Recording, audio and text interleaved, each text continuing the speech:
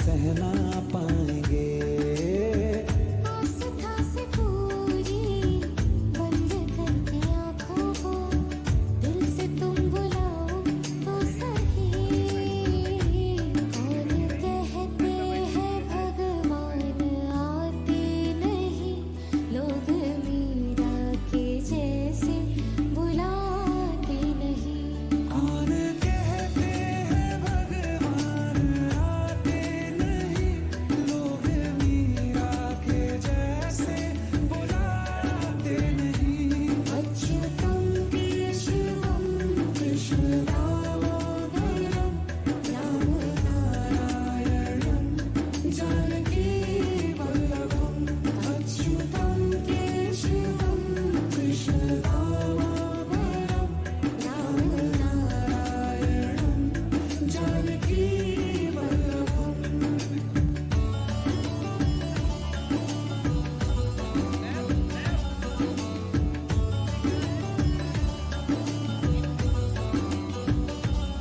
कोई छोटा ना बड़ा सब बराबर है यहाँ। राम के हैं हम सभी, राम सबके हैं यहाँ।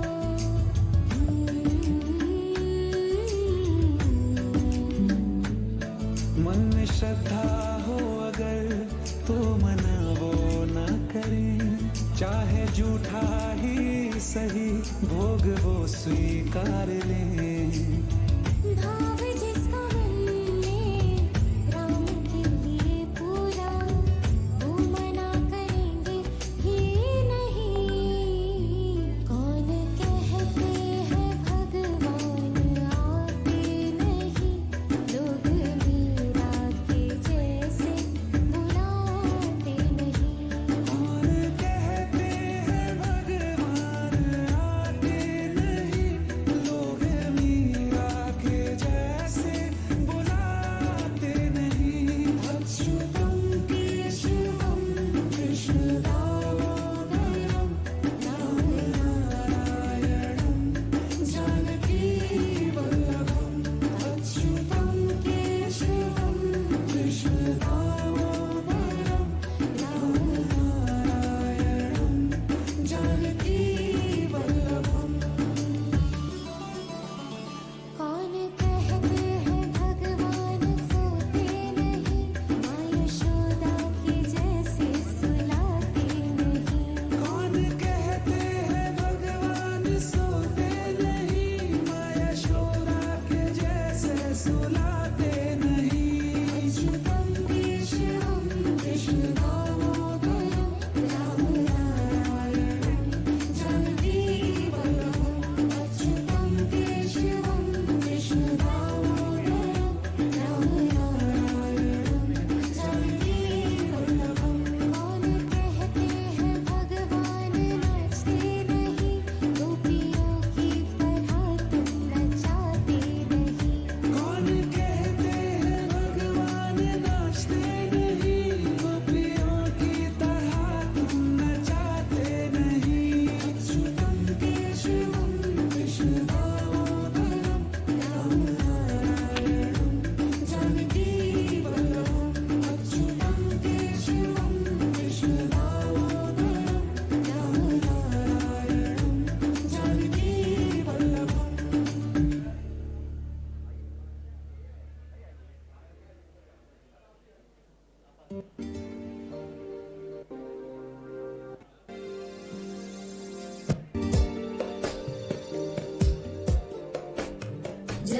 जगज्जालपालं गजत्कण्ठमालं शरच्चन्द्रबालं महादैत्यकालं नभो नीलकायं दुरावारमायं सुपद्मासहायं भजेऽहं भजेऽहम्। सदाम्बोधिवासं गलत्पुष्पहासं जगत्सन्निवासं शतादित्यभासं गदा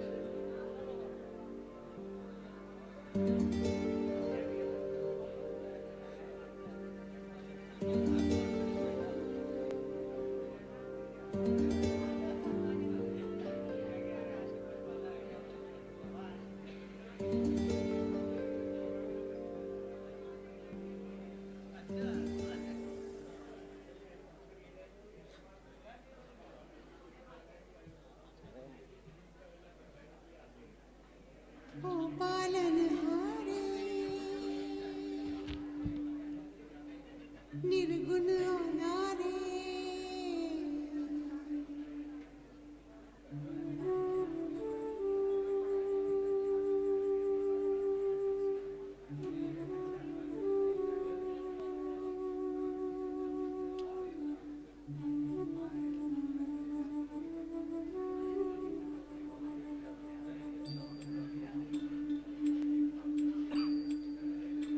ओ पालनहारे निर्गुण न्यारे तुम्हरे बिन हमरा कोनो नहीं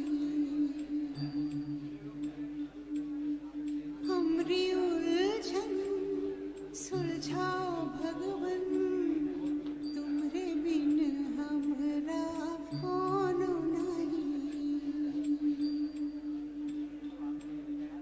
तुम्हें हमका हो संभाले तुम्हें हमरे रखवाले तुम्हरे बिन हमरा कोनो नहीं तुम्हारे बिन हमरा कोनो नहीं तुम्हरे बिन हमरा कोनो नहीं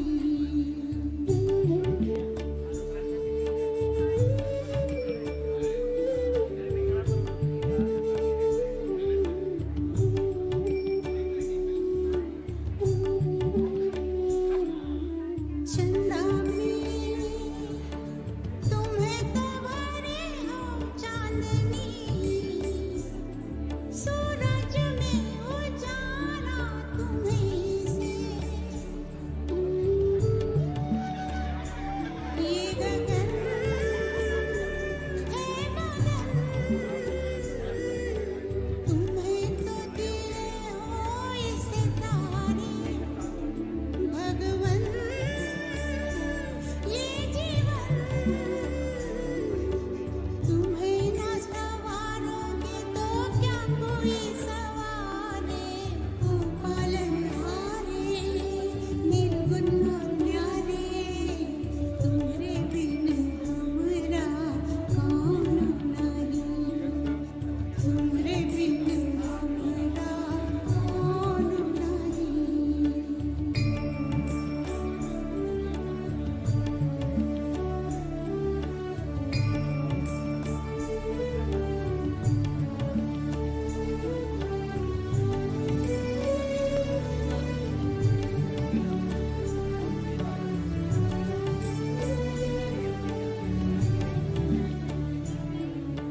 जो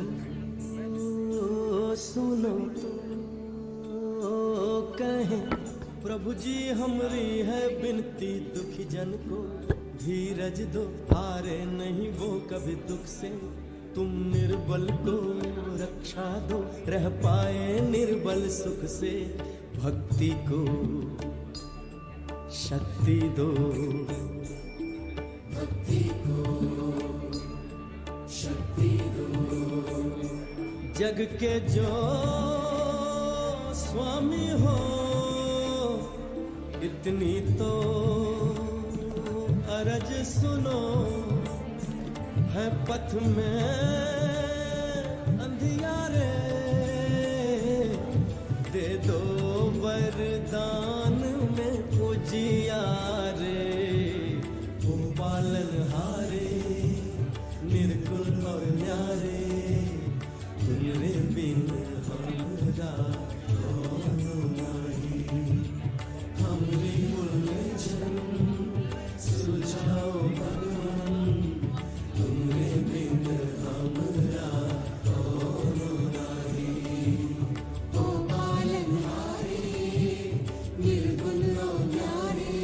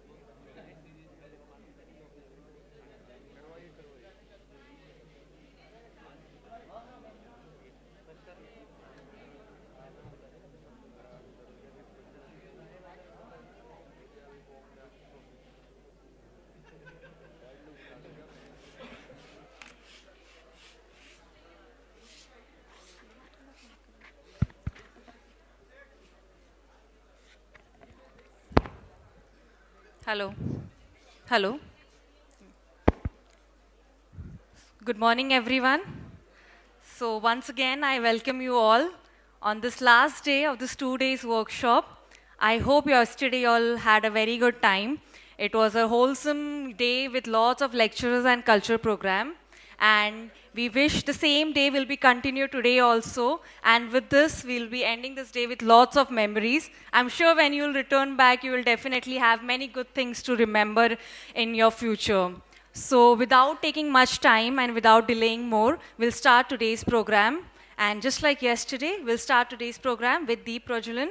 For that, I would like to invite on stage our guest of honors for today, as well as our eminent speakers present here. First, I would like to invite Dr. D.K. Srivastava sir, Dr. Nautiyal sir, Dr. Pragyan Tripathi sir, Dr. Anuj Jain sir, Dr. Chandrakumar Deshmukh sir, Dr. Deepak Rahangle sir, Dr. Deep Chandra Pandey sir, Dr. Ajit Singh sir, and Dr. Vatsala ma'am. I request all of you all to please come on the stage and do the lightning. And with this, I request all the delegates to please stand at your place for Deep Prajulan. शुभं कुरुत्वं कल्याणं आरोग्यं धनसम्पदः शत्रुबुद्धिविनाशाय दीपज्योतिर्नमोऽस्तुते दीपज्योतिर्नमोऽस्तुते शुभं कुरुत्वं कल्याणं आरोग्यं धनसम्पदः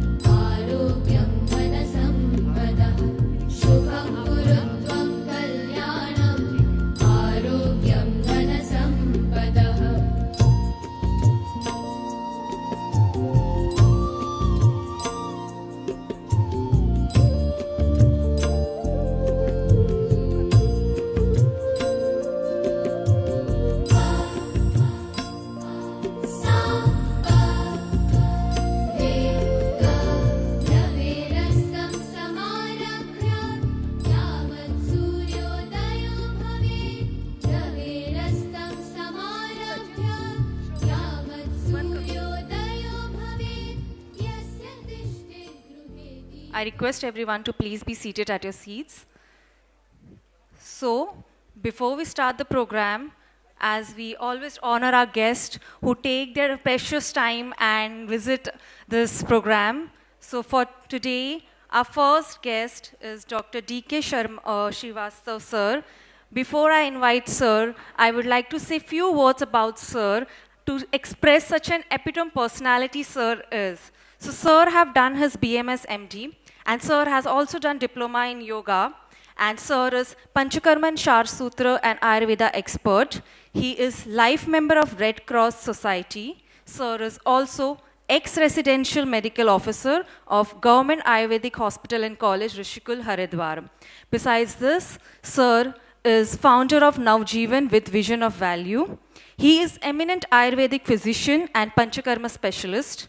He has received many prestigious national and international awards, including Indira Gandhi Excellence Award, New Delhi, and Jewel of India, Bangkok, Thailand, Pride of International Medical Ayurveda, and has also received Excellent Award by Ministry for Information and Communication, Kathmandu, Nepal.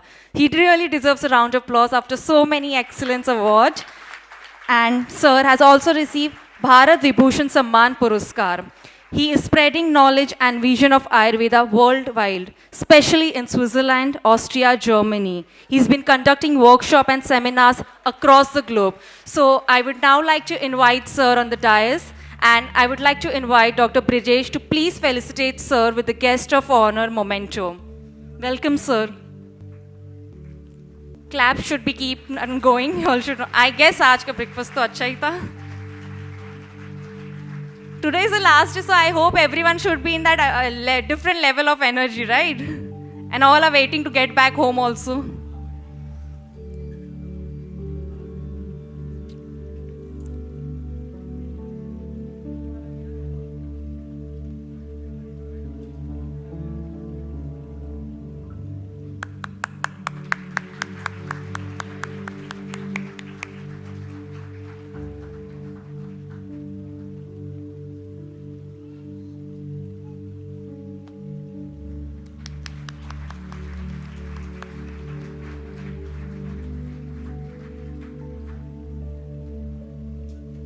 I'm sure you all are waiting to hear from Sir. So I would request Sir to please say few words about Ayurveda and express his thoughts also, so that you all are gained with great knowledge. Welcome, Sir. Over to you. Thank you. Thank you very much to give chance to be here. And I feel the majority of the listener is a student. Am I true?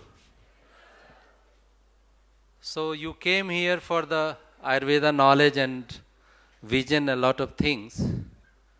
And this is your golden moment to find the value and vision of Ayurveda worldwide. You are so lucky that at that time the world is watching you. ऐसा लगता है आपको?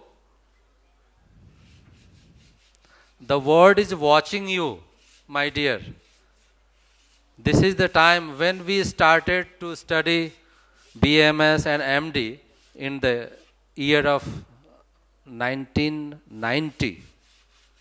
The situation was not like this time of the situations. But after working and the government attention toward the health and healing and wellness, Ayurveda stood first prosperity, first hope, first possibility in the world.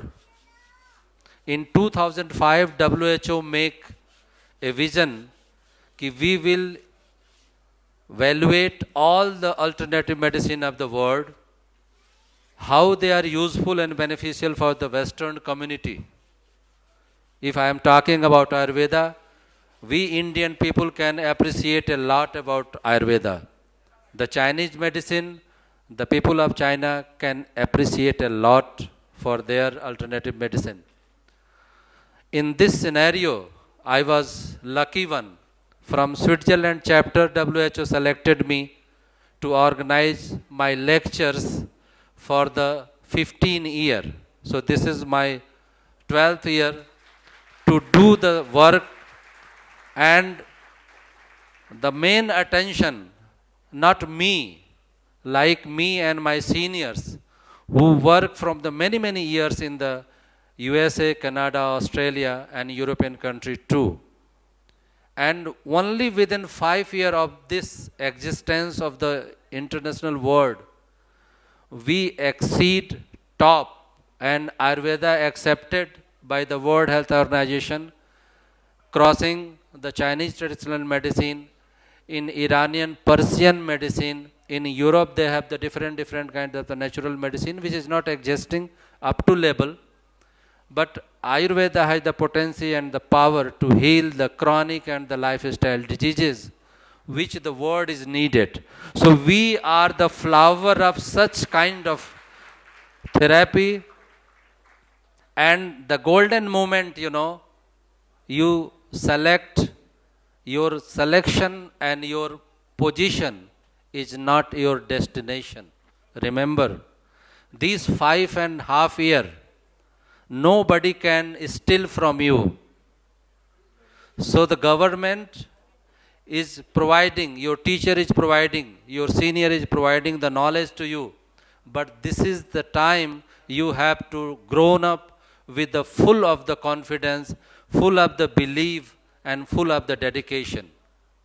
You are the doctor of the society, and we are very valuable person in our ecosystem. You believe this? How important doctor in our ecosystem? Every and each segment is respecting and watching and hoping for the best of their health and healing. So, first, you don't think you are Ayurvedic doctor. You never think that I am Ayurvedic doctor. Only the vision should be in your mind, I am the successful Ayurvedic doctor. Is it true? If you completed your BMS degree, you become Ayurvedic doctor. Whether you are practicing or not, maybe you can select the different scenario of job. Maybe you select property dealing and you have the business and all the things. But you will named as Ayurvedic doctor. So that is not enough for your success path. Always and every moment, the goal should be in your bag, in your mind, in your eye. You will be the successful Ayurvedic doctor. And for the successful Ayurvedic doctor, you have to success in yourself. You have to examine in every time, are you successful person? Are you successful doctor? In yourself. You have the bunch of the gratitude. You have the humility. You know what is the humility and how it affects your personality. Everybody is searching for their shelter where we can save. You cannot save in the bunker. You cannot save in the nuclear appliances.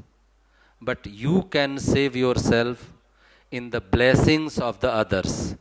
So try to take the blessing each and every segment where you're going to touch, where you're going to feed, where you are going to talk, where we are going to educate. The blessing of the others, that will come only with your respect. Give love and respect to each and every human classes. From your family, from your society. And my dear, I have the 25 year of the Ayurvedic practice in Rishikesh, my hospital in Rishikesh, and fortunately, I got possibility to teach Ayurveda workshop in 13 European country and one country of Africa, that's called the Ghana. Ghana is the only country of the Africa where Ayurveda is going to accept as the national system, accepted system of the medical treatment. And other countries also giving a lot of opportunity. So if any want to ask any question to me, they can ask to them. And for the European country, I can say one word. In the Hungary, the capital is the Budapest. And in the Budapest, government of European education accepted Ayurveda, and our one doctor from South is working there as a assistant professor. It means our door opens, and if door opens, so all the responsibility in our shoulders. So you are the person who can shine Ayurveda with your success.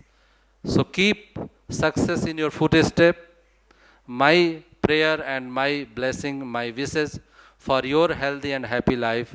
All the best and good luck. Thank you.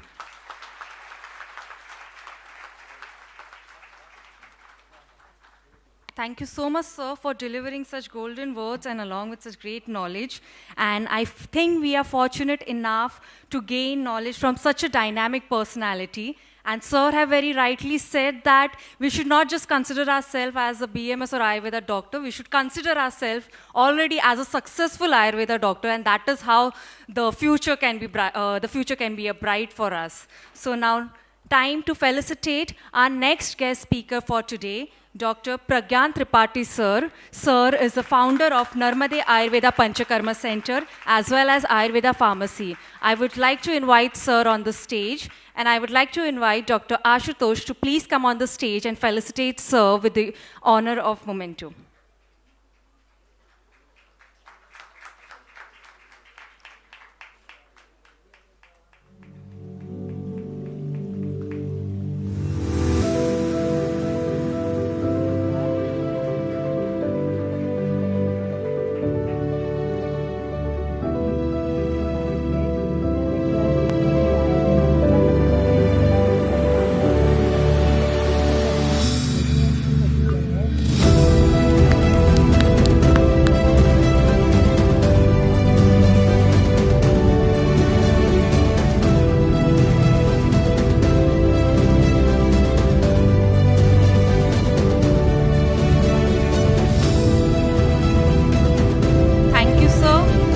Dr. Ashutosh. You all will be getting the opportunity to hear from Pragyan sir today because he is one of our speakers for today, and his lecture will be the first lecture that will be delivered to you all. So hold on, don't worry if sir have not delivered few words. He'll definitely say and express his knowledge in his lecture. So time to felicitate our next guest speaker for today, Dr. Chandra Kumar sir. Sir is MD and CEO of Shri Vishwamurthy Ayurveda Chikitsalaya. I would like to invite sir on the stage, and I would like to invite Dr. Islam sir to please come on the stage and felicitate sir.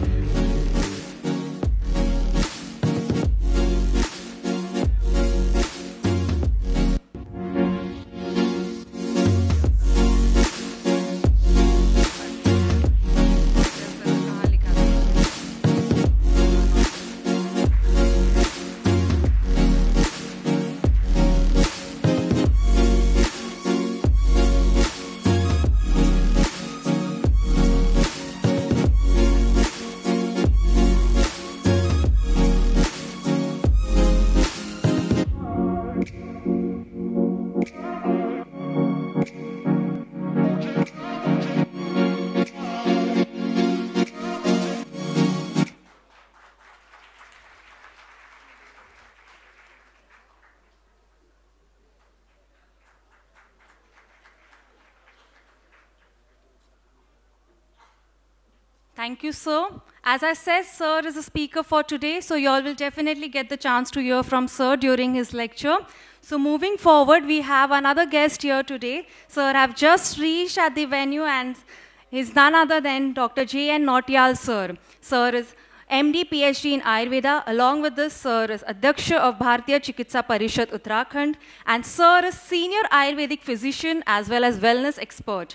And he's also ex-SMO of Ayush Wing, Doon Hospital, Dehradun. I would now like to invite Dr. J.N. Nautiyal, sir, on the stage, and I would request Dr. Ashutosh to please come on the stage and felicitate sir with the memento of honor.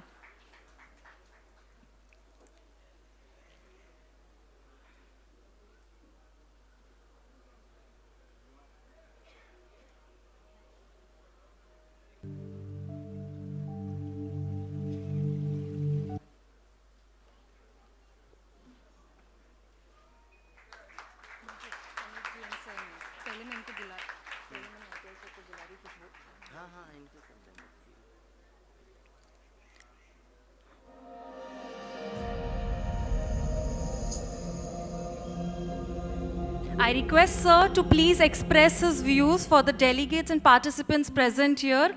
So it would be great honor for us to hear from sir. So sir, just few words.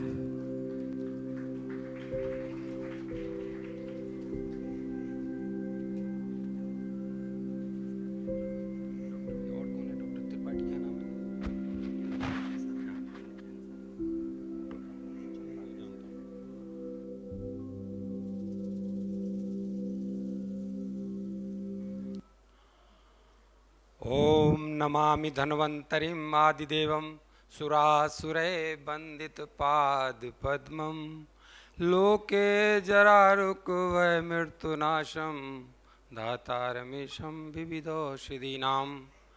सभी सुखी हों और सभी निरोग हों, इस परम कामना के साथ आज उत्तराखंड की देवस्थली देवभूमि गंगा के निकट आयुर्गंगे के तत्वावधान में यहाँ पर आयोजित जो हमारा वर्कशॉप है आयुर्वेद चिकित्सकों के लिए, उसमें उपस्थित हमारे यहाँ पर पहुँचे हमारे जो भारतीय चिकित्सा परिषद उत्तराखंड के पहले हमारे संकाय के उपाध्यक्ष रहे हैं डॉक्टर धनंजय श्रीवास्तव जी। यहाँ पर हमारे जो मुझे बताया गया जो नाड़ी विज्ञान के विशेषज्ञ डॉक्टर त्रिपाठी, यहाँ पर उपस्थित हमारे जो डॉक्टर देशमुख हैं, हमारे डॉक्टर आयुर्वेद विश्वविद्यालय से मर्म विशेषज्ञ डॉक्टर दीपचंद पांडे और डॉक्टर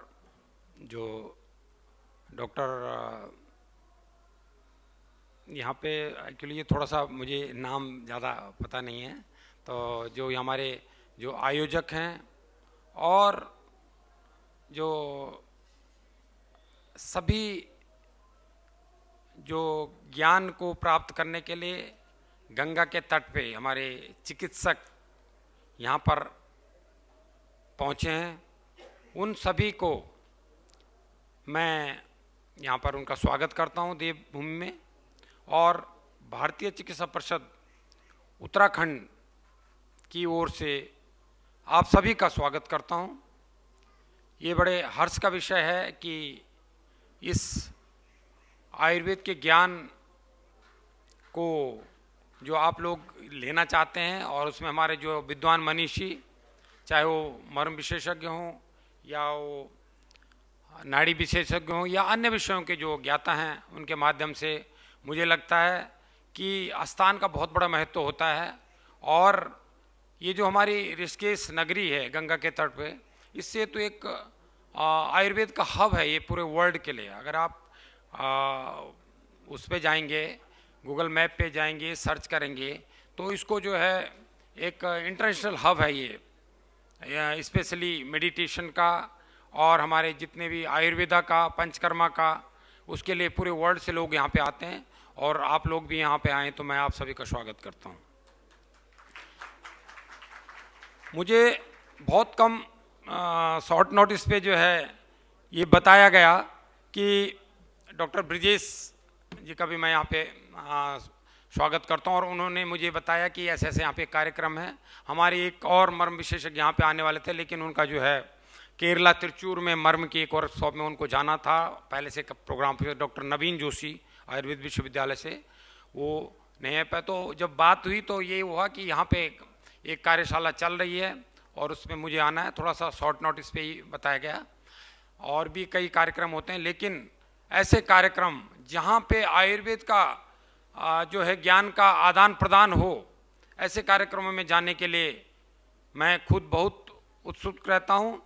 और यही नहीं, जब भी 17-18 देशों में मैं जाता हूँ, वहाँ पे रोगी भी देखते हैं, वर्कशॉप वगैरह बीमारी होती है, तो हम लोग सभी तुरंत जो है उसके लिए तैयार होते हैं।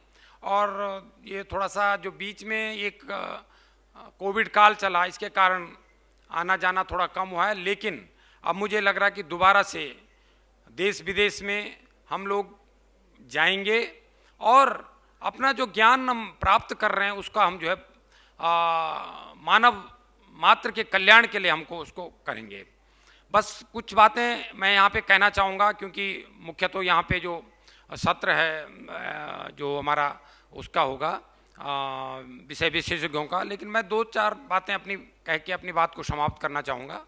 मैं सर्वप्रथम माननीय मोदी जी का हार्दिक आभार व्यक्त करना चाहता हूँ, जो आयुर्वेद और आयुष के लिए भूतो न भविष्यति जिनके ऐसे निर्णय हैं। यूँ तो आपको पता है कि आयुष का विभाग स्वास्थ्य मंत्रालय में एक विभाग होता था 2013-14 तक, तो उसके बाद जैसे ही माननीय मोदी जी जो हैं भारत के प्रधानमंत्री का पद उन्होंने सुशोभित किया, उसके तुरंत बाद उन्होंने जो है आयुष का पृथक मंत्रालय बनाया। और पृथक मंत्रालय के बनते ही एक गति जो आनी चाहिए थी आयुर्वेद में, जो ठहराव था, उसमें काम बहुत ही युद्ध स्तर पे काम शुरू हुआ। और आप लोगों को बताना चाहता हूं कि अभी आप लोगों ने देखा हो तो करीब 6 महीने पहले जो गुजरात में WHO के साथ MOU एक हुआ साइन WHO के साथ और भारत सरकार के आयुष मंत्रालय के बीच में, उसके बारे में अधिकतर लोगों को मुझे लगता है क्योंकि वो एक ऐतिहासिक निर्णय था और वो आप लोगों को अवश्य पता होगा। उसमें जो है MOU हुआ है और उसमें ये और बहुत सारी चीज़ें तो की गई पूरे विश्व में जो है इसकी ग्लोबल मान्यता के लिए प्रत्येक, क्योंकि आप जानते हैं जो लोग बाहर जाते हैं, डॉक्टर धनंजय श्रीवास्तव यहाँ पे बैठे हैं, वो भी विदेशों में बहुत जाते हैं, आप लोगों में से भी बहुत सारे लोग जाते हैं, विद्वान मनुष्य जितने लोग हैं, मैं भी जाता हूँ 17-18 देशों में मैं भी रेगुलर विजिट करता हूँ। तो हम लोगों की कुछ प्रॉब्लम आती हैं। प्रॉब्लम ये आती है कि एक तो जो वीज़ा की प्रॉब्लम होती है, तो आप जो है as a physician, as a Ayurvedic physician आप लोग अब तक नहीं जा पाते थे, आपको टूरिस्ट वीज़ा लेके या इस टाइप से कोई सेमिनार या कॉन्फ्रेंस के रूप में आपको जाना होता था और उसकी एक पीरियड निश्चित होता था और उसके बाद आपको तुरंत ही अपने देश उसके बाद लौट आना होता, वीज़ा एक्सटेंड की चांसेस बहुत कम रहते थे। ऐसे ही जो है जो हमारे आयुर्वेद का ट्रीटमेंट, आयुर्वेद की विधा का जो लाभ उठाना चाहते थे कई देशों से लोग, वो भी यहाँ आते हैं। बहुत सारे लोग ऋषिकेश में तो बहुत आते हैं लोग पंचकर्म वगैरह चिकित्सा कराने, और भी केरल में आते हैं, लेकिन उनकी भी एक लिमिटेशन होती है, वो भी टूरिस्ट वीज़ा लेके आते थे और एक वीज़ा के बाद अगर वो आपके ट्रीटमेंट उन्होंने करवाया और आपने कहा नहीं नहीं आपको तो पंचकर्मा 10 दिन नहीं बल्कि आपको तो कम से कम 1 महीने की जरूरत या 2 महीने की जरूरत या कायाकल्प पैकेज की जरूरत है, 3 महीने रहना पड़ेगा, तो उनकी प्रॉब्लम होती है, बोलते नहीं इस समय तो नहीं, मेरा वीज़ा खत्म हो रहा, अगली बार हम जो है जब आएंगे तो वीज़ा लेके आएंगे। लेकिन ये जो MOU साइन हुआ उसमें ये आप लोगों ने सुना होगा Ayush visa, Ayush visa launch किया गया। और आयुष वीज़ा का एक विशेषता होगी कि जो आदमी किसी भी देश से यहाँ पे आना चाहेगा वो आयुष वीज़ा लेके आएगा और कितने दिन भी ठहर सकता है और चिकित्सक के रिकमेंडेशन पे उसका वीज़ा एक्सटेंड भी होगा। ये हमारे लिए बहुत बड़ी खुशी की बात है। इससे जहाँ हमारे देश में डॉलर की वर्षा होगी, वहीं हमारे जो आयुर्वेदिक चिकित्सक हैं वो भी जो हैं एक आर्थिक रूप से संपन्न होंगे। ये बहुत बड़ा काम माननीय मोदी जी ने किया, भारत सरकार ने किया और उनके साथ आप लोगों को पता है ऐसे निर्णय, जो निर्णय हर आम प्रधानमंत्री या कोई नहीं ले सकता था, उन्होंने एक और बहुत ही जो है जिसको बोलते हैं हम जो है ऐतिहासिक और साहसिक निर्णय लिया। क्योंकि ये माना जाता तो जो ब्यूरोक्रेट हैं, जो IAS हैं, वो इस विधा को थोड़ा सेकेंडरी मानते हैं, उनको इस विधा के बारे में ज़्यादा उनकी मानसिकता नहीं होती है। तो माननीय मोदी जी ने अपने कार्यकाल शुरू होते करीब जो ये दूसरा वाला कार्यकाल में, तो उन्होंने करीब 2020 में जो है वैद्य राजेश कोटेचा, 19 में वैद्य राजेश कोटेचा जो कि एक पंचकर्म के चिकित्सक हैं और पद्मश्री भी उनको है, तो उन्होंने जो है उनको जो है भारत सरकार में आयुष का सचिव बनाया गया, भूतो न भविष्यति। आज तक किसी भी विभाग में भारत सरकार में कोई टेक्नोक्रेट नहीं रहा है, पहला आदमी है हमारे राजेश कोटेचा जी। मोदी जी ने जो आयुर्वेद के विद्वान हैं उनको जो है सचिव बनाए, पूरे देश के IAS ऑफिसर्स ने विरोध किया, अभी भी करते हैं, लेकिन तीसरी बार अभी जो है माननीय मोदी जी ने राजेश कोटेचा को जो है तीसरा जो है एक्सटेंशन दिया है 2024 तक, और बहुत विरोध करते रहे लेकिन उन्होंने उनको बना के रखा है। और उनके आने के बाद आप लोगों को पता है बहुत सारी चीज़ें चेंज हो रही है, स्पेशली जो कॉलेजेस में जो फ्रॉड कार्यक्रम होते थे, जो 420 होते थे, जो है आपकी जो है पेपर जो फैकल्टी चलती थी उस पर जो है बैन लगा, आप लोगों को पता है। एकदम तो ख़त्म नहीं हो सकता, लेकिन 90% जो है इसमें जो है कार्य जो है सुचारू रूप से चलना शुरू हो गया, क्योंकि जो कॉलेजेस हैं वो हमारी रीढ़ हैं। मैं आप लोगों को ये भी कहना चाहता हूँ, विशेष रूप से जो स्टूडेंट्स हैं उनको मैं एक चीज़ कहना चाहता हूँ, जो सीखना चाहते हैं उनको मैं ये जरूर बताना चाहता हूँ कि आप लोगों का भविष्य बहुत ब्राइट है। आप लोगों का जो उज्जवल भविष्य है, जो आप देख रहे हैं पूरे देश भी, हम लोग तो घूमते हैं, जो भी लोग जाते हैं, हमको पता है कितनी डिमांड है पूरे विश्व में। लेकिन और ये आयुष वीज़ा बना है, तो जैसे ही अब ये कुछ वीज़ा वगैरह पूरे राष्ट्र जो है खोलेंगे, लोग आना शुरू करेंगे, तो इतने लोग आने वाले हैं जो हम जो है उनको संभाल नहीं पाएंगे। उसके लिए हमको अपने आप को तैयार करना है। उसके लिए हम कैसे तैयार करेंगे आप लोगों को अच्छी तरह पता है। जो विद्वान जन हैं, जिनके जैसे आप लोग यहाँ पे सीख रहे हैं, ऐसे हम लोगों को विशेष रूप से अपनी जो सुपर स्पेशलिटी ट्रीटमेंट है, चाहे वो अग्निकर्म है या आपका क्षार सूत्र है, पंचकर्म है, आपका मर्मा थेरेपी है, ये आपको सीखना पड़ेगा। अगर आप ये सीख लेते हैं तो इनके जो रिजल्ट हैं वो चमत्कारिक हैं और उनसे जो है हम बहुत सारा जो है पूरे वर्ल्ड में मानव जाति को जो है इसका लाभ दे सकते हैं। और हम लोग जो हैं जो आयुर्वेद का जो एक सिद्धांत है सर्वे भवन्तु सुखिनः वाला, सारे उसको जो है निरामया वाला जो हमारा सिद्धांत है, जो हम लोगों को पूरी मानव जाति को जो है रोग मुक्त कर सकते हैं। धन्यवाद। और इस कामना के साथ कि ऋषिकेश जैसी जगह से आप जो है बहुत कुछ सीख के जाएंगे और इस विधा को अपने जीवन में लागू करेंगे। जय Dhanvantari. Thank you so much, sir. I'm sure everyone wants to hear from each of the guests and the speakers, but time limit has set certain boundaries for us, so extremely sorry for the convenience. And sir have very rightly expressed his views about Ayurveda.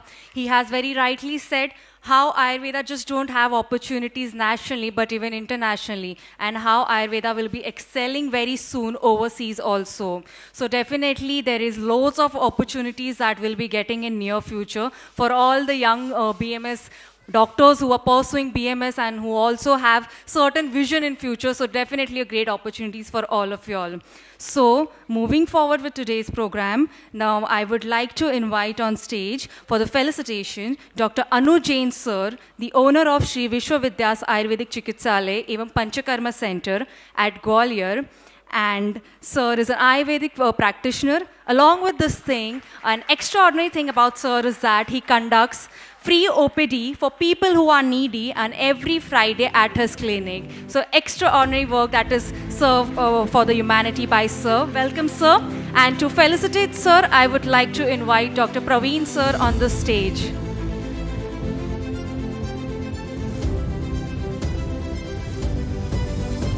You will be definitely hearing from sir as he's a speaker for today.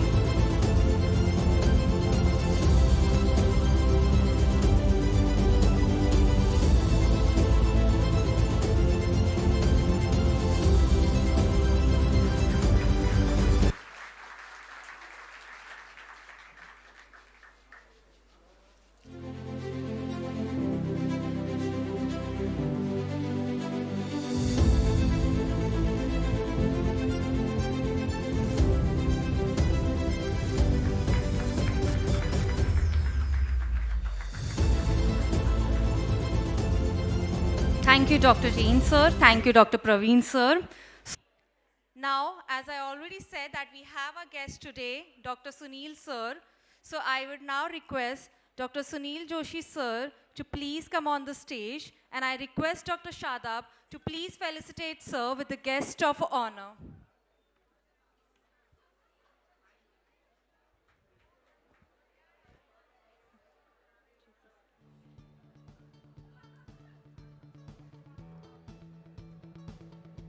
I welcome you, sir. Slight correction, sir is the chief guest for our 2 days program. So a very round of applause for sir.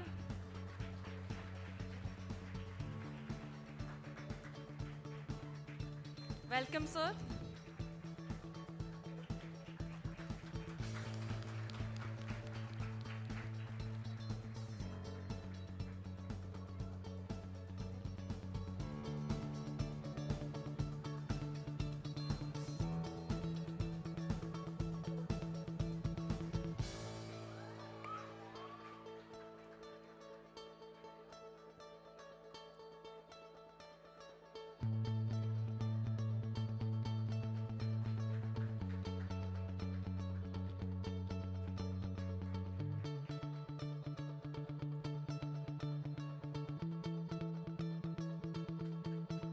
Now, moving forward with today's program, I would now like to invite on stage Dr. Sunil Kumar Joshi, sir. I request you, sir, to please say a few words and grace the beauty of this program for today. Over to you, sir.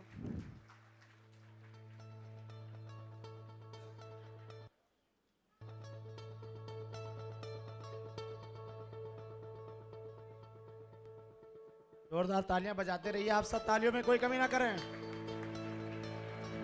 तालियां बजती रहनी चाहिए।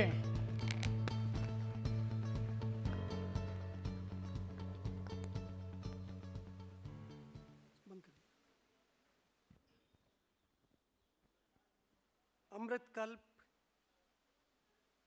2 days national residential workshop के अवसर पर मुझे यहाँ आने का अवसर मिला, इसके लिए मैं आयोजकों का धन्यवाद करता हूँ। और मुझे प्रसन्नता है कि आज लगभग 500 से ज़्यादा हमारे आयुर्वेद के विद्यार्थी मेरे सामने बैठे हैं और मैं समझता हूँ कि ये नया आयुर्वेद, नया भारत मेरे सामने बैठा है। आज जब हम आयुर्वेद की बात करते हैं तो आयुर्वेद को हम लोग एक विज्ञान के रूप में तो देखते ही देखते हैं और एक भविष्य की आशा के रूप में भी देखते हैं। आप लोगों ने देखा होगा कि कोविड पैंडेमिक में भारतवर्ष ने पूरे विश्व में जो अपनी ख्याति और अपनी उपलब्धियां प्राप्त की हैं, उनके पीछे कहीं ना कहीं आयुर्वेद का और वैदिक विद्याओं का योगदान बहुत महत्वपूर्ण था। और आज पूरा विश्व आयुर्वेद की संभावनाओं को हम और आप में तलाश रहा। दूसरी चीज़ और कहना चाहूँगा कि just we have seen the limitation of the allopathic science and just we have seen the scope of the Ayurveda. तो आयुर्वेद के स्कोप को भी देखा है हम लोगों ने और लिमिटेशन देखी है मेडिकल साइंस की, जिससे हम लोग ग्लैमराइज होते थे कि भाई जब भी हम लोग आयुर्वेद की बात करते हैं तो हम आयुर्वेद की बात कम करते हैं, एलोपैथी की बात ज़्यादा करते हैं। हमें वो निश्चित रूप से वो हम लोगों को चश्मा वो उतारना पड़ेगा कि हम हर बात में उसको कंपेयर करने की जो स्थिति है वो मैं नहीं समझता कि आज आपको उसकी आवश्यकता है, क्योंकि एक आयुर्वेद पूरा एक संपूर्ण विज्ञान है। और आयुर्वेद की जब हम एक पूरे सिनेरियो को देखते हैं, देखिए अभी तक जो आप लोगों ने आयुर्वेद को पढ़ा है उसमें कहीं ना कहीं हम लोगों को जो भी चीज़ें पढ़ाई गई वो कहीं ना कहीं एलोपैथिक साइंस से प्रभावित होती थी। हम निदान की बात करते हैं तो उसके साथ साथ हमें पैथोलॉजी की बात हमें समझनी पड़ती थी। डायग्नोसिस की बात भी करते हैं तो हम लोग करते हैं कि भाई ये कैसे डायग्नोसिस का निदान होगा, पैथोलॉजी कैसी होगी, इसके साइंस सिम्टम्स कैसे होंगे। लेकिन जब हम आयुर्वेद की बात करते हैं, आयुर्वेद की चीज़ों को देखते हैं तो हमें किसी चीज़ की आवश्यकता नहीं होती, सिंपल हमें आयुर्वेद के सिद्धांतों को ठीक से समझने की आवश्यकता होती। आज यदि मैं आपसे पूछूं कि विश्व की सबसे बड़ी कौन सी ऐसी चिकित्सा पद्धति है जिसमें सबसे अधिक औषधियों का वर्णन मिलता है, तो हम कह सकते हैं कि आयुर्वेद में सबसे बड़ा फार्माकोपिया है। चाहे हम चरक के माध्यम से देखें, महर्षि चरक ने लिखा है, महर्षि सुश्रुत ने लिखा है, महर्षि वाग्भट ने लिखा है, या उनके बाद के जितने भी निघंटुकारों ने लिखा है, तो एक बहुत बड़ा फार्माकोपिया हमारे पास है। और मैं समझता हूँ कि विश्व की सबसे बड़ी फार्माकोपियल जो बुक है वो आयुर्वेद के माध्यम से बनती है। इसी ढंग से अभी हमारे बीच में बहुत सारे विद्वान बैठे हैं जो पैरासर्जिकल प्रोसीजर्स को यहाँ पे बताने वाले हैं। पैरासर्जिकल प्रोसीजर्स की बात कर रहे हैं, विद्ध कर्म हो, अग्निकर्म हो, जलों का उच्चारण हो, या कोई और भी जितनी भी चीज़ें हैं, वो सारी की सारी चीज़ें हमारे पास एक एक्सेलेंस के तौर पे आयुर्वेद में उपस्थित होती हैं, जिनका प्रयोग सामान्य रूप से हम लोग विगत 30, 40, 50 वर्षों से नहीं कर रहे थे। आज लगभग 10-20 साल के कालक्रम में हम लोगों ने उसको पुनः प्रारंभ किया। मैं क्षार सूत्र की बात करूंगा तो क्षार सूत्र भी सन 70s और 80s में प्रोफेसर पीजे देशपांडे साहब जो हमारे पूज्य गुरुवर थे, उनके शोध के माध्यम से ये सारी चीज़ें आई। और बहुत सारा काम एक पैरेलल आयुर्वेद के साथ साथ एलोपैथिक पैरामीटर्स पे आयुर्वेद को समझने का पूरे बनारस हिंदू विश्वविद्यालय में किया। लेकिन जब हम लोग थक गए, सारे की सारी 30 हमारी 2-3 पीढ़ियों ने काम किया और देखा कि भाई आप इससे अपने सिद्धांतों को परिपुष्ट नहीं कर सकते इनके पैरामीटर्स पे। यूरिनरी ट्रैक्ट पे इन्फेक्शन पे काम किया कि यूरिनरी ट्रैक्ट इन्फेक्शन पे बहुत सारी दवाइयों को देखा और देखा आयुर्वेद की दवाइयों के माध्यम से यदि हम उसमें दवाइयाँ देते हैं तो क्या यूटीआई ठीक होता है। बहुत सारी दवाइयाँ ट्राई की गई और जब उसका कल्चर देखा गया तो उसमें देखा गया कि कल्चर नेगेटिव नहीं होता। तो फिर ये सोचा गया कि भाई यदि आप एंटीबैक्टीरियल एक्टिविटी देखना चाहेंगे किसी आयुर्वेदिक ड्रग में तो वो आपको नहीं मिलेगी, लेकिन यदि आप आयुर्वेद के सिद्धांतों पर चिकित्सा करेंगे तो तुरंत फायदा होता। और हम ये मानते हैं कि जब भी मूत्र कृषि की बात हम लोग करते हैं तो ये अपान वायु की विकृति होती है और अपान वायु में यदि वस्तु चिकित्सा करते हैं तो निश्चित रूप से उससे सिम्टम्स भी ठीक होते हैं और जो यूटीआई है वो भी नेगेटिव होता है। तो ये बहुत बड़ी बात है कि हम अपने कैसे सिद्धांतों पे हम उसका उपयोग कर सकते हैं। तो निश्चित रूप से आपको अपने सिद्धांतों पे एक तरह से भरोसा करना चाहिए। हम कहते हैं कि विश्व की सबसे बड़ी चिकित्सा पद्धति है, तो क्यों स्वीकार्य नहीं है? पूरे विश्व में होनी चाहिए, क्यों स्वीकार्य नहीं? उसके पीछे हम लोगों को दो चीजें कही जाती हैं कि you don't have the management of the emergency, कि आयुर्वेद में इमरजेंसी का मैनेजमेंट नहीं है, यही तो कहा जाता है। और दूसरा कहा जाता है कि you don't have the management of the pain, instant pain management नहीं है। यदि अभी कोई दिक्कत हो रही है तो तुरंत आपको कोई आयुर्वेद की दवाइयों की जगह कोई एलोपैथिक लेना पड़ेगा, उसके बाद जन आपको स्विच ओवर करेंगे और आयुर्वेद की दवाइयों पे। लेकिन आज की स्थिति यह है कि just we have the emergency management of all the diseases and just we have the management of pain. तो वो सारी चीजें हैं, और हम लोगों ने समझते हैं कि आप लोगों ने मर्म चिकित्सा का नाम सुना होगा, और आज हम लोग भारतवर्ष सहित देश के विश्व के करीबन 5 से 7 देशों में हम लोग मर्म चिकित्सा का कार्य कर रहे हैं, और CCRS के माध्यम से भी हम लोग काम कर रहे हैं। बहुत सारे प्रोजेक्ट्स हम अपने विश्वविद्यालय में चला रहे हैं, और इसमें कई देशों के साथ साथ कई जो हमारी गवर्नमेंट की यूनिवर्सिटीज़ हैं, कई हमारे गवर्नमेंट ऑफ आयुष के डिपार्टमेंट हैं, उनके साथ मेडिकल ऑफिसर्स को ट्रेन कर रहे हैं। और आज एक हजारों लोगों का एक ग्रुप हम लोगों के पास है कि जो मर्म चिकित्सा के माध्यम से चिकित्सा कर रहा है। शल्य चिकित्सा के लिए भी यही बात है। क्षार सूत्र के लिए आज हजारों लाखों लोग क्षार सूत्र के माध्यम से भगंदर और अर्श की चिकित्सा कर रहे हैं। मैं समझता हूँ ये अपने में बहुत महत्वपूर्ण है। इस कार्यशाला में आप लोग बहुत नई नई चीज़ों को सीखेंगे, और मैं समझता हूँ कि ये जो कार्यशाला है वो आपको आयुर्वेद के प्रति और समर्पित करेगी, और इसके परिणामों के प्रति भी आपको ये करेगी कि आश्वस्त करेगी कि निश्चित रूप से यदि हम आयुर्वेद की चिकित्सा करते हैं तो हमें किसी और चिकित्सा पद्धति की आवश्यकता नहीं होती, क्योंकि आयुर्वेद अपने में एक संपूर्ण विज्ञान है। मैं इस कार्यशाला के लिए आयोजकों को, आप सभी को हृदय से आभार आपका व्यक्त करता हूं, और बहुत बहुत शुभकामनाएं और बधाई देता हूं। बहुत बहुत धन्यवाद। जय आयुर्वेद, जय Bharat.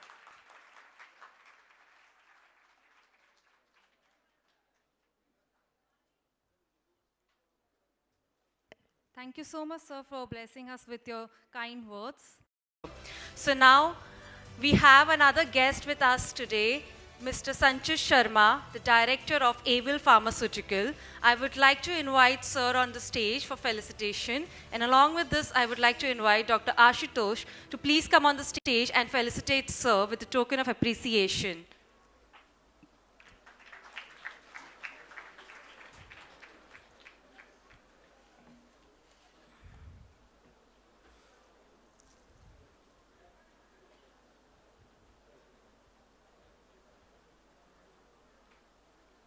Welcome, sir.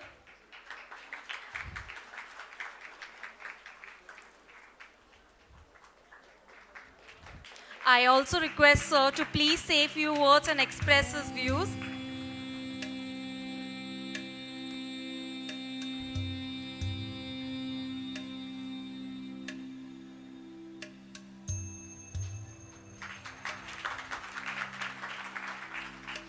घोररूपे महारावे सर्वशत्रु। Namaskar to all of you, and very good afternoon to all the students, and thank you for, I would like to thank all of you for arranging this get together, and Ayur Gange and Ayur Kalp. I think this is a very good initiative where all the students have gathered for this grand event, and I think I've never seen such kind of an event of Ayurveda faculty where so many students have gathered, and such a brilliant lecture just we have heard just before this felicitation. He has delivered a brilliant lecture on Nadi Vigyan, and I think that is really a very good initiative by all the organizing committee of Ayur Gange. I'd like to congratulate all of you, and at Emil, I'd like to tell all of you that Emil, we started the business in 1984, and Emil has been regularly striving to take the legacy of Ayurveda ahead in a scientific manner. I would like to also suggest that you all might be knowing about the marvelous products that we have, Niri, NIRI KFT, MDK ODS, Amiron, and so on. And we have been striving to take the legacy of Ayurveda ahead, scientific in a very scientific manner. And I'm very sure that the young generation will take this legacy ahead. And since the inception of Ministry of Ayush in 2016, Ayurveda has taken a lot of good steps ahead. But still, I think get-togethers like this, scientific sessions like this have been missing. And this is not happening at the ministry level. And still, these kind of events in Rishikesh and other colleges of Uttar Pradesh, Madhya Pradesh and other parts of the country have been really influential. So, मैं आप लोगों को ज़्यादा not like to bore anyone, but I like to tell that Emil is continuously striving to take the legacy of Ayurveda ahead, and we are working on the kidney care, liver care, diabetic care, and different arenas that we have. And we'll always strive to provide the technical and the scientific solutions to tough diseases. And be it CKD, chronic kidney disease, जिसे पहले हम लोग बहुत मुश्किल से treat होती थी या फिर नहीं होती थी, या से आयुर्वेद में हमारे पहले से बहुत सारे सॉल्यूशंस हैं. बट NIRI KFT जब हम लोगों ने लॉन्च करा तो उससे पहली बार डॉक्टर्स के अंदर, वैद्यस के अंदर ये कॉन्फिडेंस आ पाया कि yes, serum creatinine can be reduced. And also dialysis की जो फ्रीक्वेंसी है वो भी रिड्यूस करी जा सकती है. तो ऐसे फॉर्मुलेशन हैं, एमली के DS है जिसमें hepatitis and other poor LFTs, वो एमली के DS 1988 में जो लॉन्च हुआ था and still going very strong.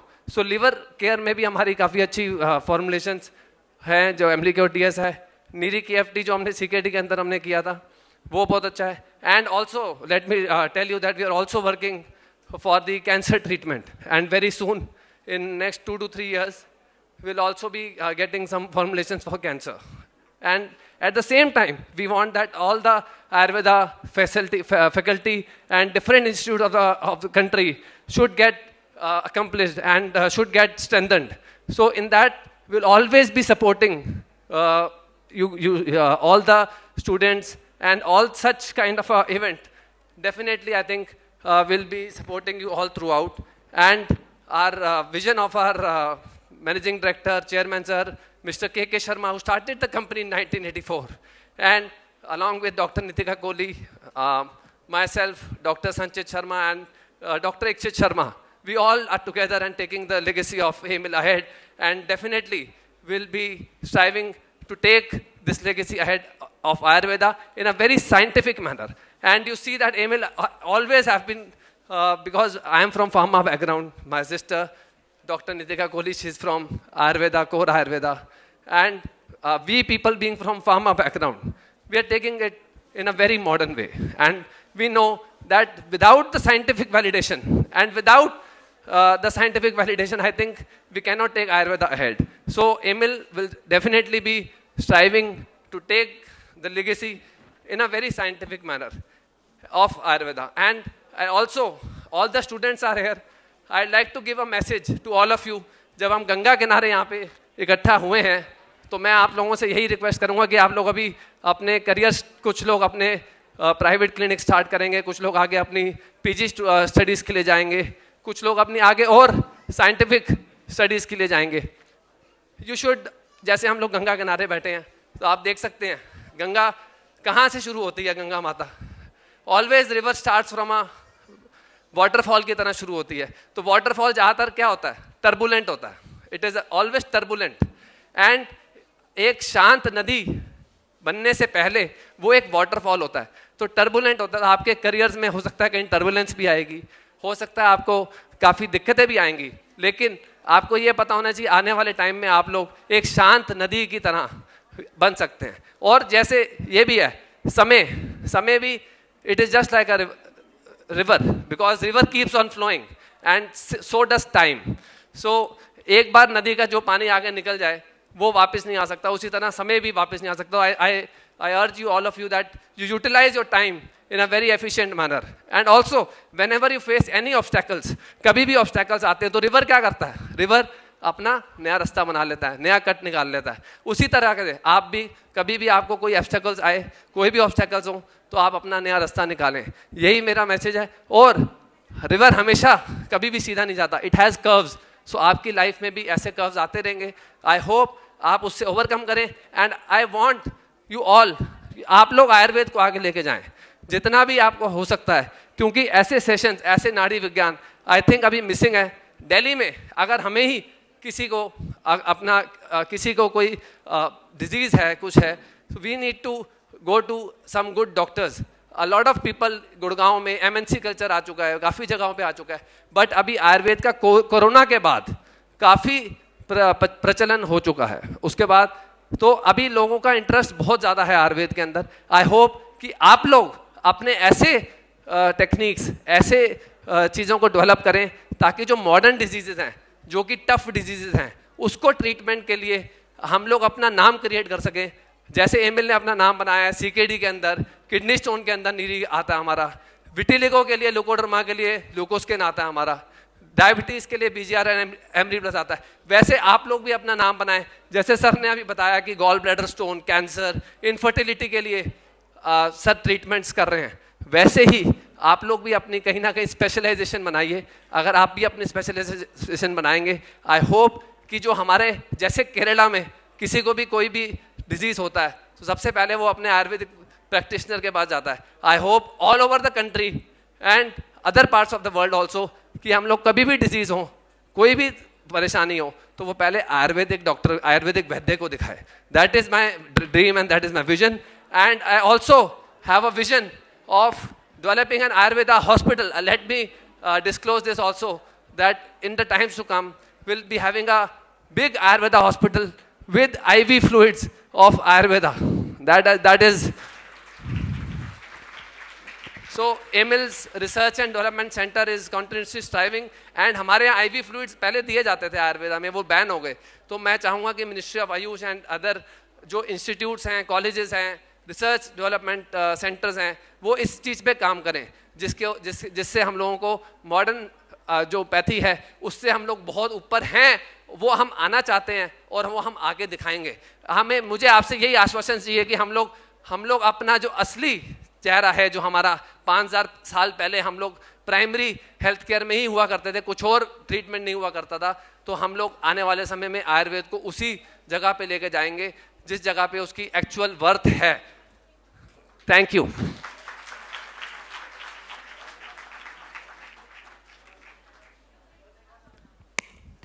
Thank you so much, sir. Sir have kept it very short and sweet, and he has very rightly explained how AWIL has marked its place in treating various diseases like leukoderma and CKD diseases. And as sir said, the time is like a river, it keeps on flowing and it never goes backward. So the same thing is here with us today, and following sir's words,